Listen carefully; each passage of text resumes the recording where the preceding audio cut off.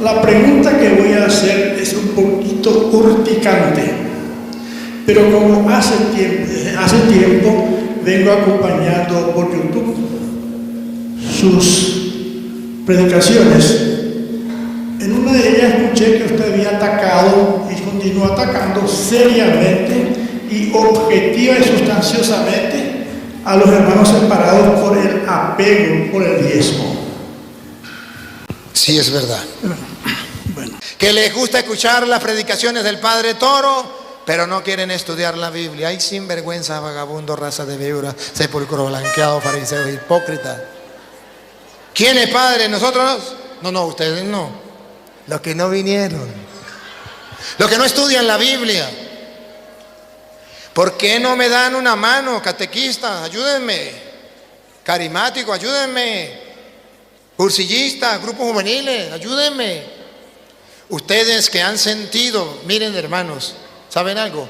Cuando usted dice, es que me fascina escucharlo, es que como que siento atracción hacia los videos, es que, ¿cómo es que dice uno? Me volví adicto a los videos. ¿Saben qué significa en el lenguaje bíblico?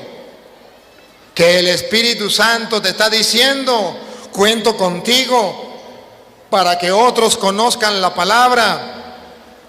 Te estoy enamorando de la palabra para que sea mi mensajero, para que lo comparta con los demás. Me gustaría que aquí, de tanta gente que ha venido, salgan muchos que sean capaces de comenzar a formar grupos que estudien Biblia en la parroquia. Padre, ¿y qué vamos a hacer si yo no he estudiado filosofía ni he estudiado teología? ¿A mí qué me importa? Agarre los videos, póngalo en un televisor, reproduzcanlo allá en un proyector, póngalo en la pared. Agarre un grupo de personas, vamos a estudiar la Biblia. Agárrenlo en su familia, vamos a estudiar la Biblia. Agarren la Biblia, ponga a rodar el video. Cuando dé una cita, pare el video, búsquelo, compruébelo con la Biblia. Agarren las ideas, vaya estudiando, vaya formándose, vaya transmitiéndoselo a otro. ¿Sabe por qué? Porque usted no sabe si mañana los protestantes van a engañar a su mamá y Dios lo está preparando para que mañana saque de esa confusión a su madre. Usted no sabe si mañana le van a agarrar un hijo o una hija, o un hermano, o a la esposa o al esposo. Ellos están por las calles, por las casas, buscando a quien devorar. Puede ser que uno de su familia ya cayó, otro está a punto de caer. ¿Por qué no comienzas a estudiar la Biblia? ¿Y por qué no comienzas a formar un grupo en la iglesia que estudie la Biblia? Es que nos llaman evangélicos. No se ponga a pararle lo que diga la gente. Esos son instrumentos de Satanás para que usted no estudie la Biblia. Es que dicen que la apologética es mala y que eso no es bueno. Sepa el mundo entero que hay dos clases de apologética. La apologética, que es defender lo que usted cree con groserías. ¿Vieron a los pastores esos, los mellizos? Sin argumentos, a insultar, a maldecir, porque tengo que defender mi fe, porque tengo que defender lo que yo creo. Esa apologética la iglesia la rechaza. Esa no es correcta. ¿Sabe cuál es la apologética verdadera?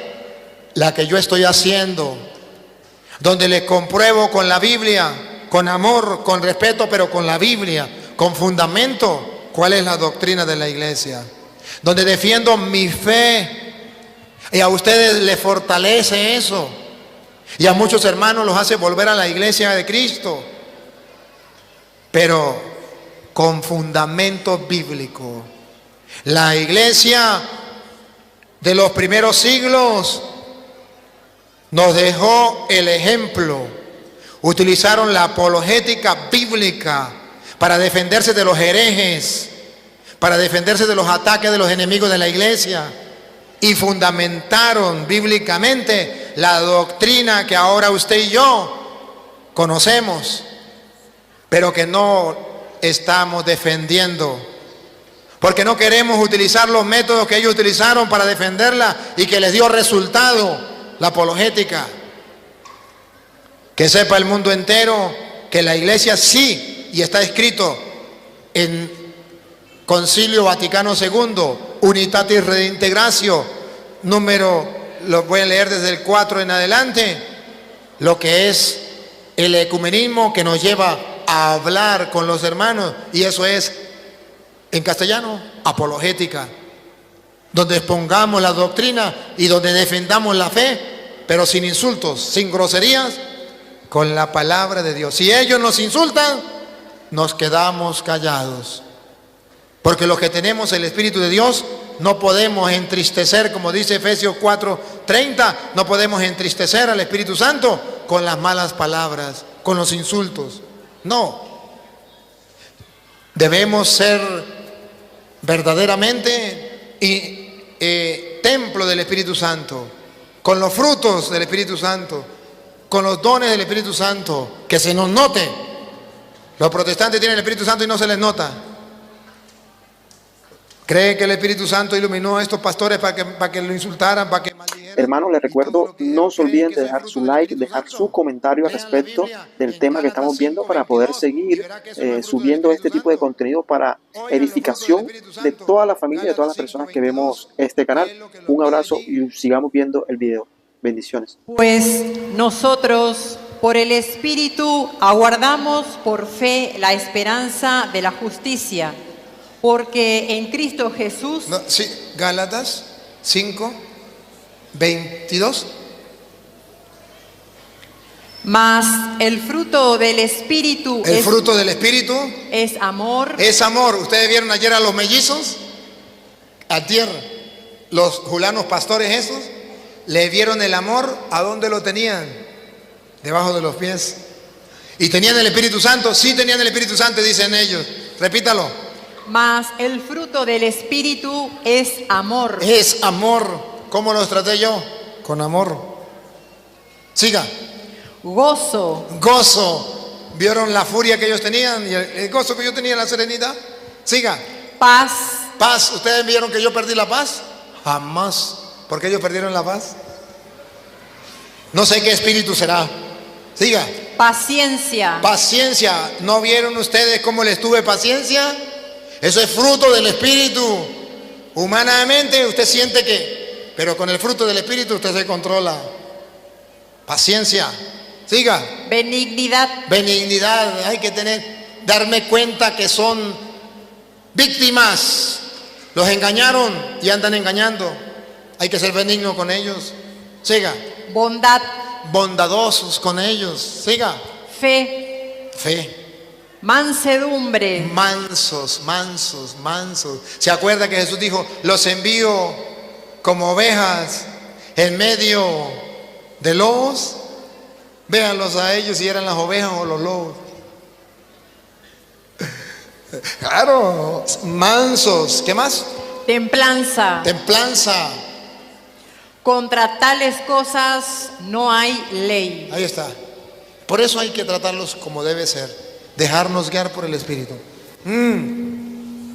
Pero es necesario decirle las cosas. Bien. Este segundo momento es darle la oportunidad a los hermanos separados. Si ha llegado algún otro hermano separado que no sea de la Iglesia Católica, algunos de los pastores que quedaron venir, si han llegado, por favor levante la mano si quieren venir a hablar aquí. ¿Hay alguno? El hermano que no era católico y que vino, ¿quiere hablar conmigo? ¿Quiere pasar aquí? ¿A dónde estará? ¿Quiere pasar aquí? ¿Quiere hacer preguntas? ¿Quiere hacer alguna pregunta? Muy bien. No quiere pasar ni quiere hacer preguntas y hay que respetarlo. Hay que respetarlo porque es nuestro hermano y es bueno que escuche. Pero entonces, como ninguno de ellos va a preguntar, ¿algún católico quiere preguntar? Aquí está el micrófono, a ver, un micrófono para el que quiera preguntar. Aquí, pero es que aquí hace feedback. Yo creo que tienen que como subir aquí, porque si no hace feedback allá con él. Suba para acá. El católico que quiera, pues espera aquí, acércate para acá para que me haga la pregunta aquí. Pueden hacer la fila por aquí, lo que van a preguntar, hagan la fila para que no perdamos tiempo después que termine ella. Otro hace la otra pregunta.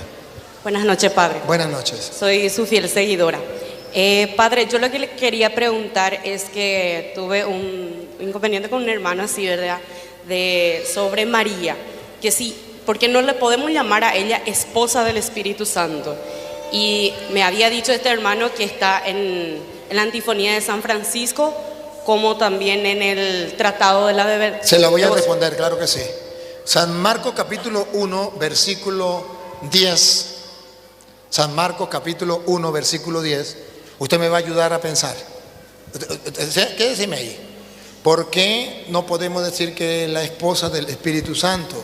Si es la esposa del Espíritu Santo, ¿de quién es hijo Jesús? ¿Del Padre o del Espíritu Santo? Del Espíritu Santo. Vamos a ver qué dice la Biblia. Y vino una voz de los cielos. No, Marcos 1, 10. ¿Ah? Y luego cuando subía del agua, vio abrirse los cielos. ¿Quién subía del agua? Jesús, a ser bautizado. Se abrieron los cielos. Escuche. Vio abrirse los cielos y al Espíritu como paloma que descendía sobre él. El Espíritu venía sobre él como paloma. Siga. Y vino una voz de los cielos. La voz de los cielos no era la del Espíritu Santo. La voz de los cielos que decía.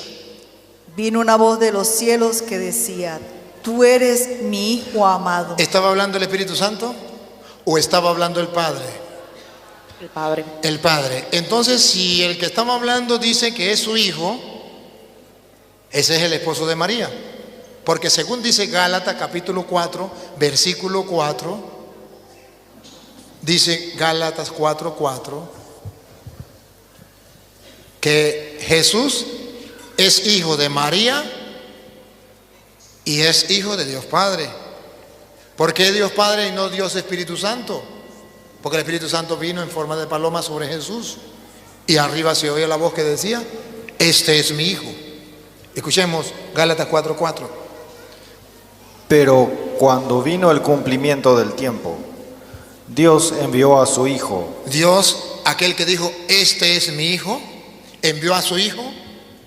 Nacido de mujer.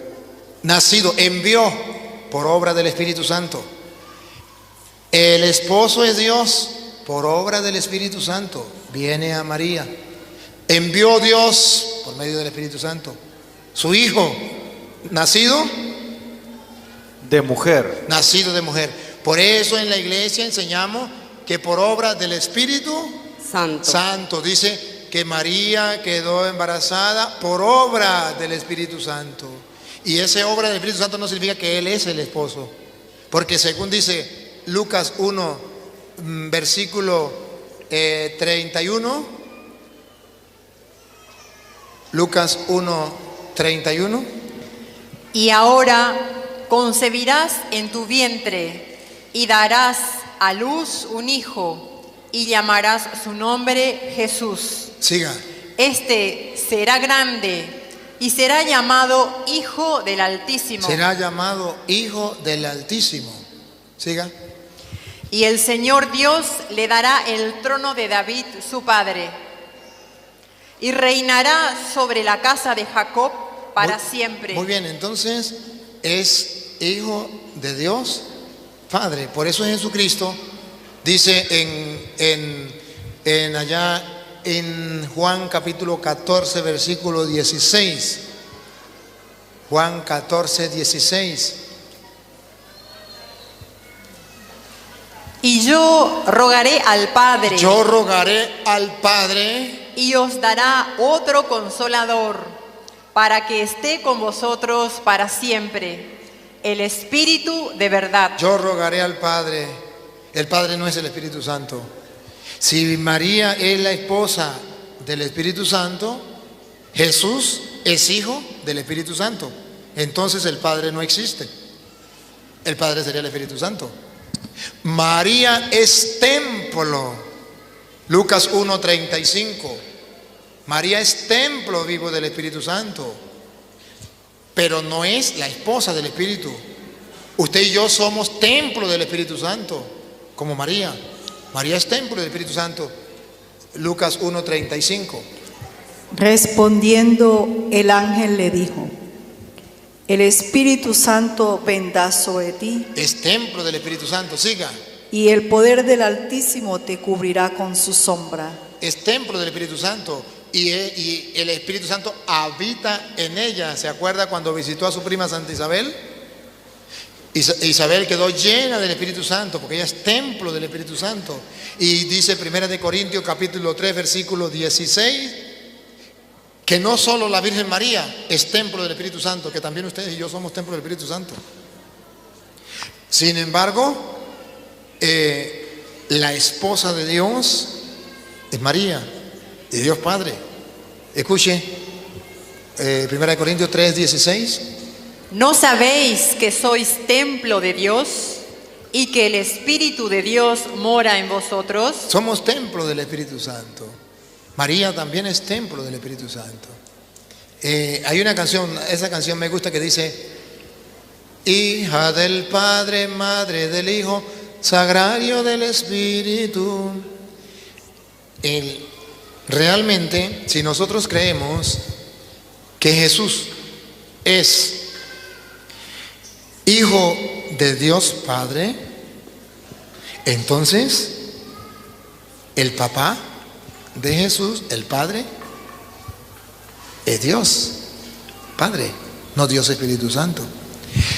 Miren que usted se encuentre, por ejemplo, con un pentecostal unido y usted le diga al pentecostal unido: la esposa del Espíritu Santo es María, y el pentecostal le va a decir: entonces el Padre no existe, porque los pentecostales unidos no creen que existe el Padre, tampoco creen que existe el Espíritu Santo, dicen que solamente el Hijo. Pero si usted le dice es esposa del Espíritu Santo, y una vez le va a decir: ve que no existe el Padre, es el mismo Espíritu Santo. Ahora, que lo dijo un santo, sí, se respeta, porque no está diciendo literalmente, sino está diciendo que es esposa del Espíritu Santo, que significa que nosotros tenemos que tener como un desposorio. ¿Se acuerda que aquella Santa Teresa decía que teníamos que entrar en oración y llegar a lo profundo de nuestro corazón hasta que tengamos un matrimonio con el Señor, hasta encontrarnos con el esposo dentro de nosotros? Eso es otra cosa.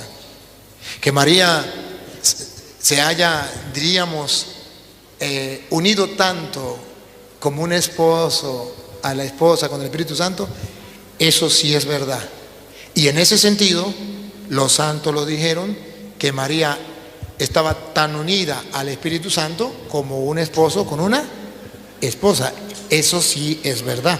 Y usted y yo tenemos que hacer lo mismo, unirnos tanto con Él que lleguemos a un matrimonio dentro, una unión íntima con el Señor, al punto que dice Pablo: ya no vivo yo, es Cristo quien vive en mí. Eso es como un matrimonio, me uno a Él.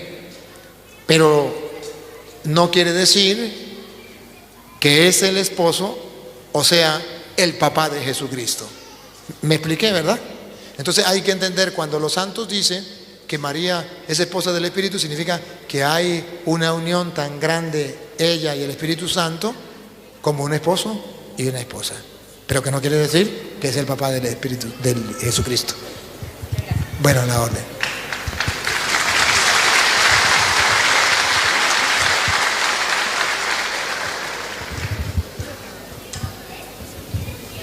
Buenas noches para todos. Padre, la pregunta que voy a hacer es un poquito urticante, pero como desde hace tiempo vengo acompañando por YouTube sus predicaciones. En una de ellas escuché que usted había atacado y continúa atacando seriamente y objetiva y sustanciosamente a los hermanos separados por el apego por el diezmo. Sí, es verdad. Bueno, también escuché a usted enseñarnos de que en el Nuevo Testamento no se contempla la práctica del diezmo. No se contempla. He allí, Padre, el motivo por la cual yo estoy acá. Porque no es fácil decir lo que voy a decir, pero voy a decir. Existen pastorales en nuestra iglesia, en varias parroquias, en la mía, es donde el diezmo es practicado. Entonces, en alguna parte existe una falta de armonía, de criterio y de enseñanza. Yo quisiera que usted hoy tenga bien de enseñarnos al respecto aquello que exactamente corresponde practicar. ¿Corresponde qué? Practicar. Muy bien, gracias. Sí. Siéntese, sí, claro que sí. El diezmo en la Iglesia Católica, como lo practican los protestantes, no está mandado, no está estipulado. Cristo en el Nuevo Testamento no dejó el diezmo. Ahora, hay una especie de diezmo. Hay como un simbolismo del diezmo que se daba en el Antiguo Testamento. ¿Y qué significa eso? Que yo debo ayudar, colaborar en primer lugar con los pobres. Para eso era el diezmo. Y en segundo lugar, con la iglesia. Porque ¿cómo se va a mantener la iglesia o cómo van a surgir los grupos de apostolado si no hacemos nosotros una especie de diezmo? Pero ese diezmo no debe tomarse literalmente. Tiene que ser la 10ª parte y obligatoriamente. No es correcto. Puede ser, y esto sí es permitido, hermano, que el grupo de apostolado se ponga de acuerdo y diga: nosotros queremos agarrar fondos. Queremos tener fondos para trabajar en la pastoral.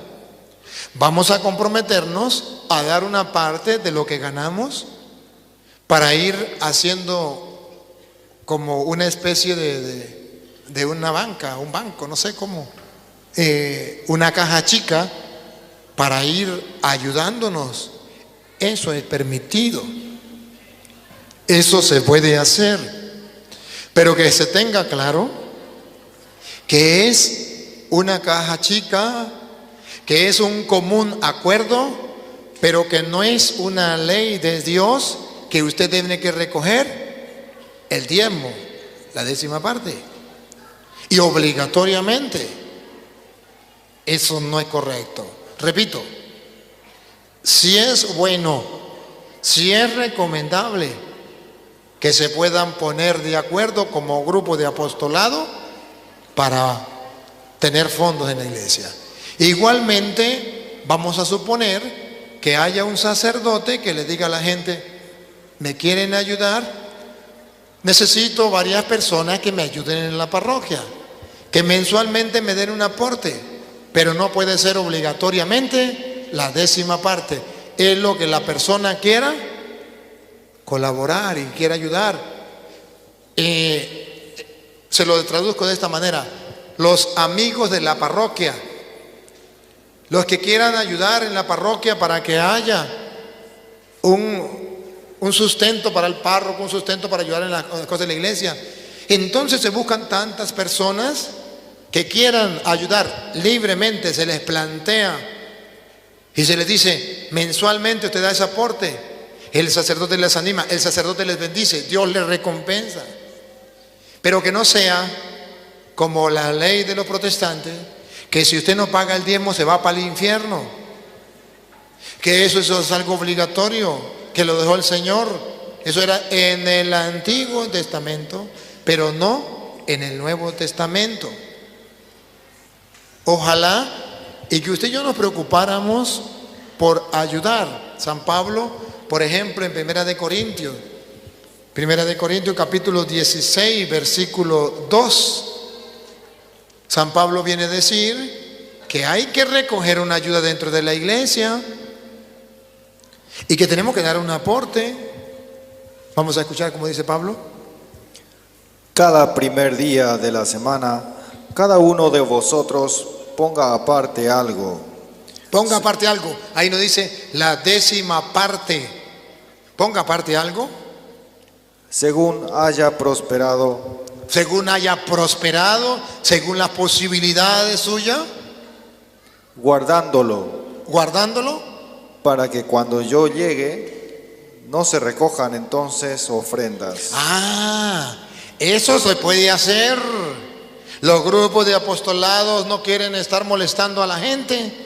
Vamos a tener de lo que nosotros ganamos, vamos a poner esto.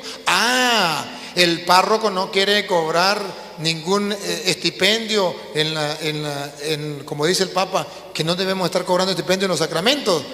Vamos a buscar cuántos católicos hay en la iglesia, cuántos que tienen negocio, cuántos que tienen finca, cuántos que tienen posibilidades. Vamos a buscar esos amigos y plantearle, no queremos cobrar en la iglesia los sacramentos, porque eso no es correcto. Usted, don Pedro, que usted tiene ventas de carro, ¿usted no nos puede aportar mensualmente un granito de arena? ¿Con cuánto nos puede ayudar? Le pedimos a Dios y un día al año se reúne esa gente, se le hace un agasajito, se le da la gracia, se le pide a Dios y se les tiene como amigos de la parroquia. A eso sí se puede hacer. Ahí está escrito. Pero que se imponga el diezmo, error. Padre, la enseñanza que usted da es sólida, sustanciosa, pero voy a decir lo que tengo en el corazón porque es la expresión de una realidad. Yo no sé si lo entendí bien de parte de los promotores del diezmo o qué es lo que está pasando. Puede ser que yo sea el que no entendí bien, pero no es exactamente la práctica de esa pastoral, no es exactamente así como usted está señalando. ¿Y por qué digo eso? Porque tuve una discusión con un pastor que frecuentemente soy visitado. Yo le ataqué por el diezmo y él me dio el vuelto la misma cosa que nosotros estamos practicando. Y sinceramente yo por más que tenga alto estudio, en esa parte no tengo alto estudio. Quedé callado. ¿Cómo? Quedé mudo por lo que me argumentó el pastor. Somos amigos, pero tenemos discusiones frecuentes. Y yo creo que algo existe de necesidad para que se ajuste esa forma de la práctica del diezmo, tanto en nuestra parroquia como en cualquier otra parroquia. Porque no, lo que yo estoy seguro es que no es exactamente así como usted está enseñando. Por eso estoy aquí. Gracias. Su pregunta es muy buena y yo se la agradezco. Y por eso estoy respondiendo con todo el cariño, porque yo sé que es verdad que existe en muchas partes de la iglesia eso que usted está diciendo. Y eso no es correcto. Y yo sé que esto puede molestar a muchas personas. Pero yo no puedo callar la verdad para que la gente no se moleste. No puedo. Tengo que decirle la verdad. Jesucristo, cuando mandó a los apóstoles, no los mandó a cobrar el diezmo. En Mateo capítulo 10, versículo 8, cuando Jesús mandó a los apóstoles, fue muy claro. Si usted lee en Mateo 10:1, elige a los apóstoles y los envía a los apóstoles a la misión. Y en el versículo 8 habló sobre cómo mantenerse, cómo sostenerse. Y lo dijo, claro, dale. Sanad enfermos. ¿Sanar enfermo? Limpiad leprosos. Siga. Resucitad muertos. Echad fuera demonios. De gracia recibisteis, dad de gracia. No os proveáis de oro, ni plata, ni cobre en vuestros cintos, ni de alforja para el camino, ni de 2 túnicas, ni de calzado, ni de bordón, porque el obrero es digno de su alimento. El obrero es digno de su alimento. Y si usted lee, por ejemplo, Mateo 5, 26 en adelante, donde él dice que no se preocupen qué van a comer, qué van a vestir, hay una parte que creo que es por ahí como en el versículo 32, por ahí debe estar, donde Jesús dice: preocúpense por el reino de los cielos, que lo demás viene por añadidura. Vamos a ver si es, 5 no, 6, 20, póngale el 32 del 6. 25 es donde comienza, pero donde dice preocúpense por el reino de los cielos está como en el 32 por ahí.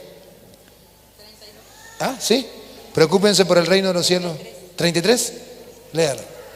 Mas buscad primeramente el reino de Dios y su justicia, y todas estas cosas os serán añadidas. ¿O será qué? Os serán añadidas. Preocúpense por el reino de los cielos, lo demás viene por Añadidura. Cuando un grupo de apostolado no se preocupa por el reino de los cielos, tampoco le vendrá la añadidura. Cuando un sacerdote no se preocupa por el reino de los cielos, tampoco le vendrá la añadidura. Y se lo dice a alguien que no tiene sueldo. Al pastor ayer decía que quisiera tener el sueldo mío, algo así dijo. O que yo tenía el sueldo y él quería. Si tuviera el sueldo mío, se muere de hambre. Porque yo no tengo sueldo. Y dijo, es que el Vaticano, miren cómo hablan con mentiras y la ignorancia es atrevida. Es que el Vaticano le paga seguro al cura. Yo soy misionero de la misericordia y el Vaticano no me paga ni un guaraní. ¿No? La diócesis. Monseñor me dice, si usted quiere ir a trabajar, vaya, pero la diócesis no le va a pagar nada. Nada. ¿De qué vivo yo? De trabajar por el reino de Dios. Los pantalones por añadidura, las sandalias por añadidura, la comida por añadidura, el pasaje por añadidura, todo lo tengo por añadidura.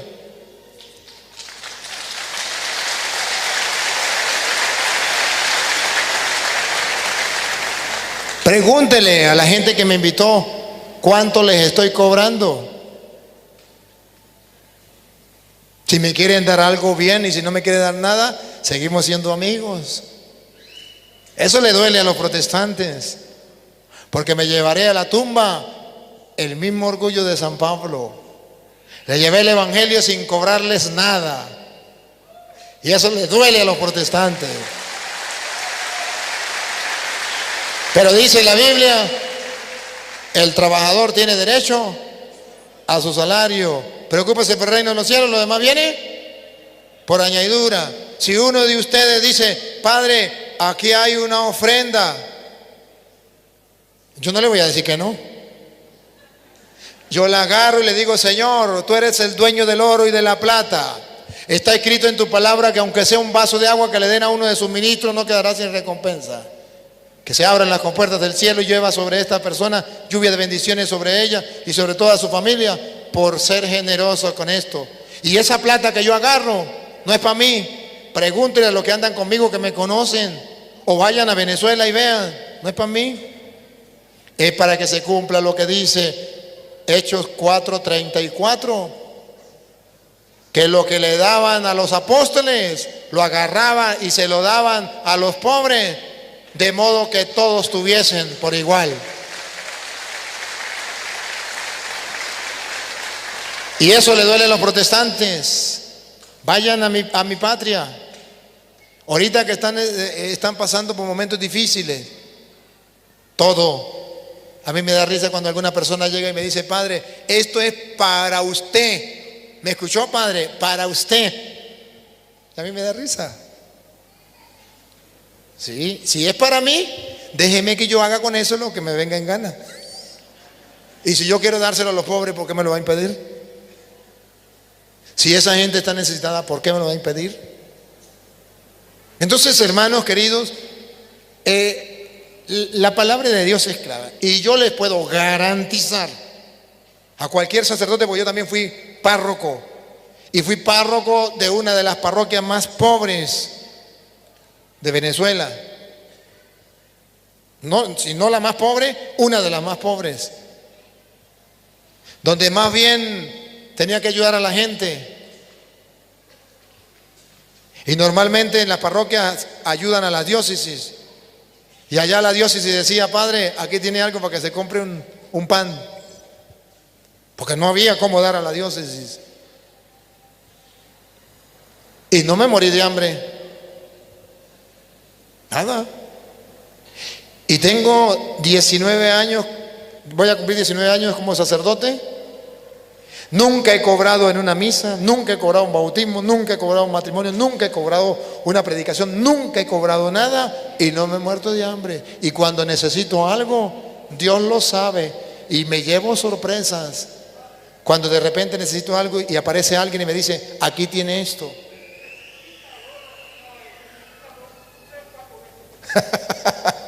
Es que se me olvidó. Pero es que no me di cuenta que es lo que dije exactamente. ¿Ah, que no cobro? Sí, 19 años trabajando. Y que lo digan la gente que me conoce, si en mi parroquia yo cobré un bolívar. Le decía a la gente: ¿usted quiere la misa? Sí, padre. ¿Cuánto vale la misa? No, señor. La misa vale, usted puede buscar todo el oro y toda la plata y no me puede pagar una misa. Usted da lo que usted quiera. No quiero dar nada. Dios te bendiga. Seguimos siendo amigos. Yo le celebro su misa. Pero también llegaba y decía: padre, ¿cuánto vale una misa para mí solita? Porque yo quiero una misa solamente para mi mamá, para más nadie, que usted no me nombre más nadie. Yo no vendo misas. No, pero yo quiero, no, Cristo murió por todos. Le pago $20,000. Lléveselos, no lo necesito, gracias. Yo no vendo una misa. Yo le celebro a usted la misa, no me pague nada y llévese los $20,000 y yo le celebro la misa por su mamá. Si viene otra persona con su mamá también, le invoco a su mamá también. Y si no, solamente su mamá. Pero aprenda que la misa no se compra ni se vende. Y así enseñé al pueblo. No me faltó nada. Y en la parroquia, para que ustedes vean, y en la parroquia, cuando necesité cambiar el techo, no teníamos cómo hacerlo. Y el hermano del presidente que se murió era alcalde. Y él también se murió allá. Y él estaba en contra de la iglesia. Y Dios es tan Dios, tan poderoso. Adivine quién me le cambió el techo a la casa coral. El enemigo de la iglesia.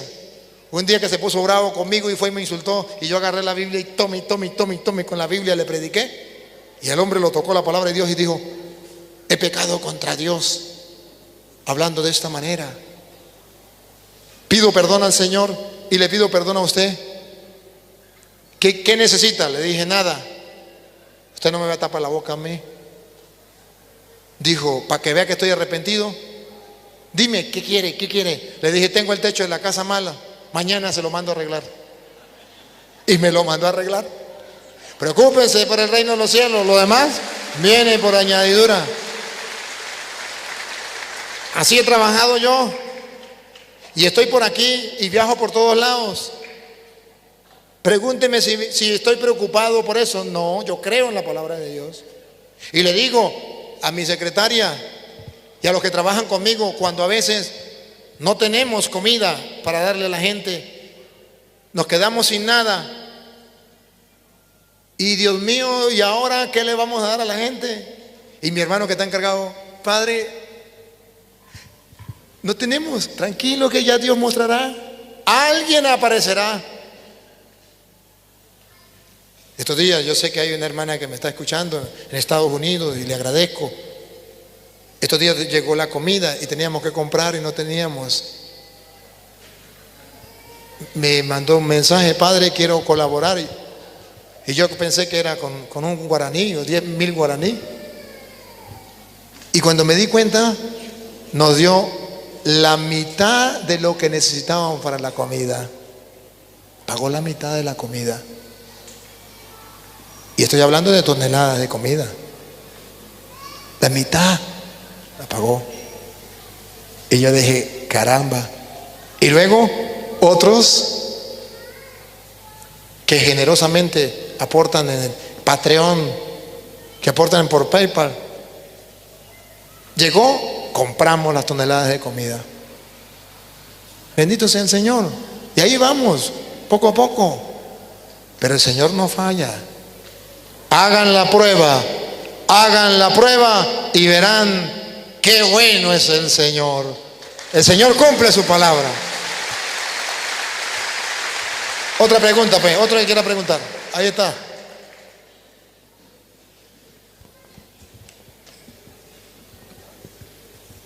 Ahí le va a hacer feedback. Suba para acá, mejor. Bueno, con relación a las imágenes, a las estatuas, siempre nos encontramos con los hermanos separados y nos dan esa cita bíblica de Salmo 115, capítulo 4 al 8, donde dicen, tienen manos pero no palpan, pies no andan, tienen boca pero no hablan. Y de esa cosa queremos nosotros como católicos, no sabemos defendernos. Y eso quiero que nos esclarezca. Salmo 115, 4, por favor. O leanlo del Salmo 115, 5. Tienen boca, mas no hablan. Venga para acá, Pedro. Acá, aquí. Escuche. Tienen boca, pero no hablan. Tienen ojos, mas no ven. Ahí, hasta ahí, los protestantes tienen razón. Miren las medias verdades que utilizan los protestantes. Ahí parece que tienen razón. Porque ellos dicen, miren la imagen. Y usted mira la imagen y tienen razón. Ojos tienen boca y no hablan. Ojos tienen y no ven. Siga. Orejas tienen, mas no oyen. Esta la tiene tapada con el velo. Siga. Tienen narices, mas no huelen. Manos tienen, mas no palpan. Tienen pies, mas no andan. No hablan con su garganta. Semejantes a ellos son los que los hacen, y cualquiera que confía en ellos. Y cualquiera que confía en ellos. Entonces el protestante le dice al católico, ¿ve? Esas son las imágenes que tienen los católicos de la Virgen María y de los santos. Si usted no ha estudiado, usted dice, sí es verdad. Y con esa cita han sacado miles de católicos de la iglesia. Porque no ha existido un católico que le demuestre a ese católico ignorante que no está hablando de la imagen de la Virgen María. Tampoco está hablando de los santos o de la imagen que tenemos los católicos. En primer lugar, por un motivo.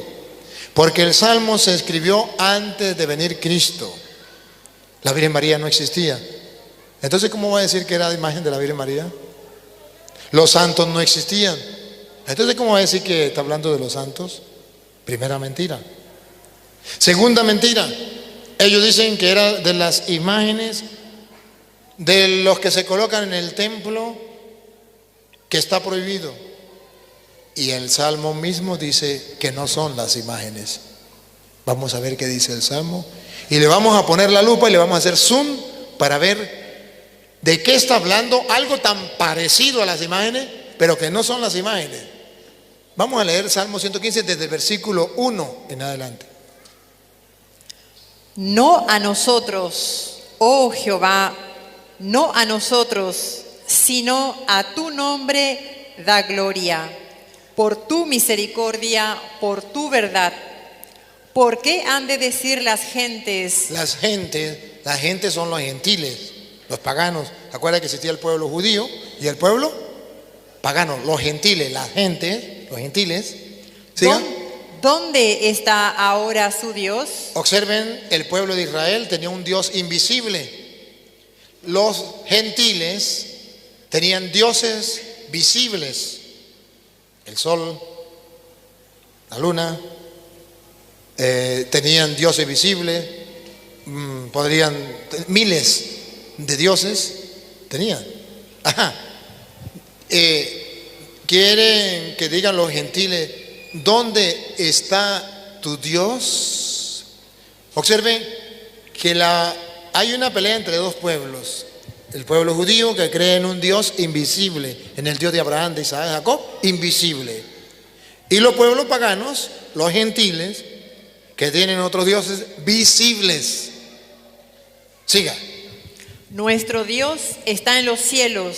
El pueblo judío responde, el Dios de nosotros, de este grupo, los judíos, es invisible y está en el cielo.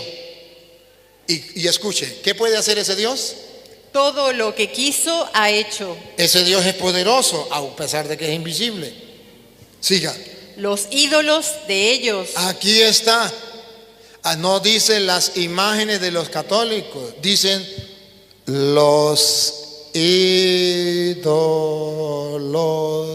de los gentiles, de los paganos. Otra vez, los ídolos. Subrayen la palabra ídolos.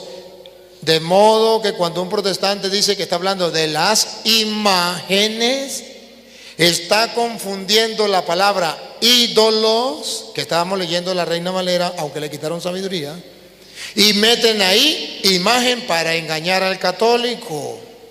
Ahí no dice imagen, repita, ¿qué dice ahí? Los ídolos. Ahí está el engaño, ahí está la falsedad. Si usted pone la lupa y le hace zoom, escudriña las escrituras, verá que ahí no habla de imágenes, ahí habla de ídolos.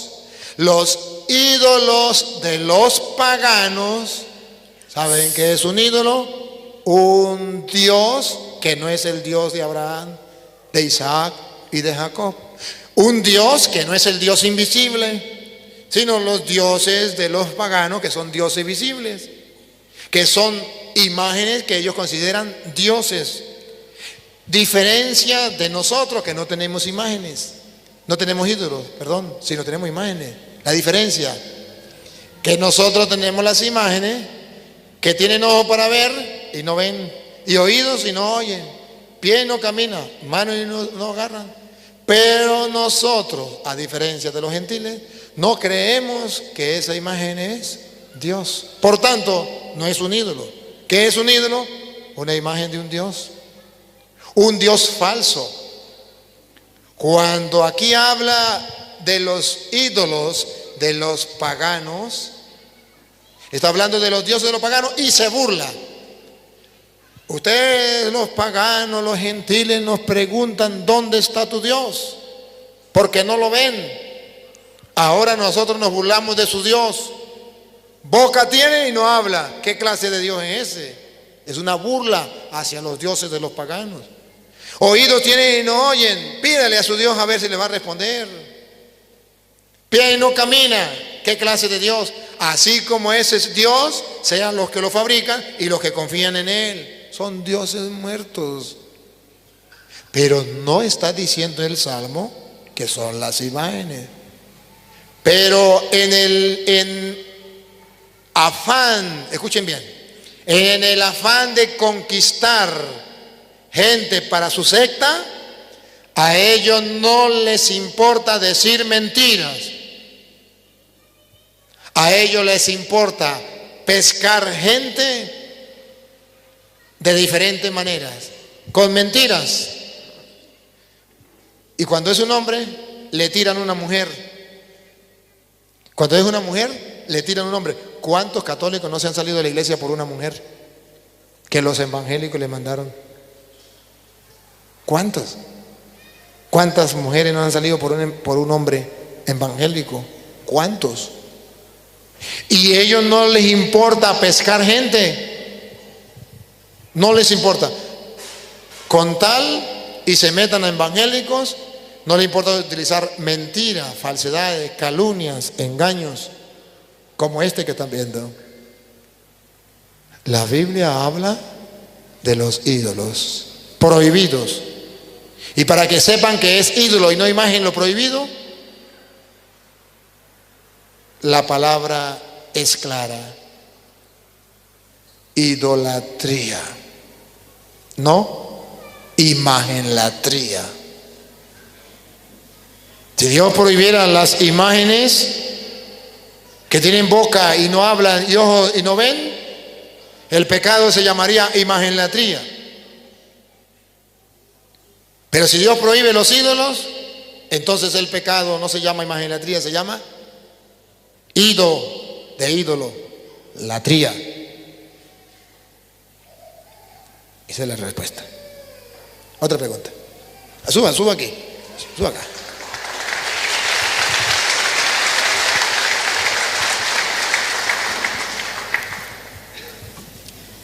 Bueno, padre, yo quisiera solicitarle, creo que más un comentario. Resulta que muchos de nosotros no sabemos la historia de nuestro nombre y no sabemos también la historia del nombre de nuestra iglesia. Me gustaría si pudiera compartirnos en qué consiste el catolicismo, de dónde provino, cómo nació esa palabra. Y en la segunda parte quisiera también, si me podía compartirnos un poco. Yo ya escuché mucho predicaciones de los queridos hermanos evangélicos, pero nunca le escuché hablar de 16 de Mateo. Pedro, eres tú. Por favor. ¿16 de Mateo? 16 de Mateo. Pedro, eres tú, sobre esta piedra edificaré mi iglesia. ¿Quiere que le hable yo de eso? Quisiera que nos comparta un poco, ya que nuestro hermano evangélico nunca nos comparte. Esas dos cosas. Bueno, la comentario, primera, por favor. Muy bien, la primera me dijo que era de qué. ¿Cómo? ¿La primera de qué? 16 de Mateo. La primera pregunta. La primera es, ¿de dónde proviene la palabra católico?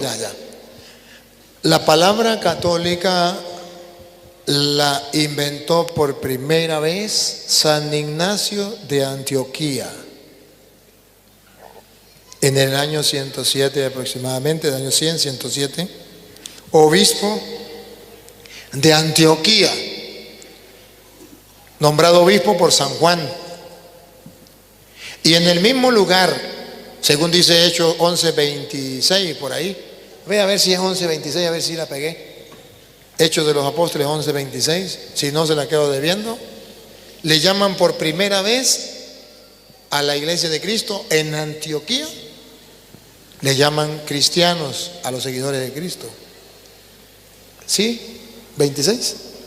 Y se congregaron allí todo un año con la iglesia y enseñaron a mucha gente, y a los discípulos se les llamó cristianos por primera vez en Antioquía. Por primera vez en Antioquía se le llamó cristiano. Y por primera vez en Antioquía se le llamó católicos. Y está escrita, la carta la tenemos, la puede buscar por internet, San Ignacio de Antioquía. Y va a encontrar que ahí llama a la iglesia de Cristo en Antioquía también iglesia católica. ¿Y por qué se le llama católica? ¿Por qué se le llama católica? Se le llama católica porque esa fue la misión de la iglesia. Es para recordar cuál fue la misión que Jesús le dio a la iglesia. Mateo 28:19. ¿Cuál fue la misión que Cristo le dio a la iglesia cuando resucitó? Mateo 16:18 y Marcos 16:15. Jésús resucita y le da una misión a los apóstoles. Vamos a escucharle. Mateo 28:19 y Marcos 16:15. Mateo 28:19 y Marcos 16:15.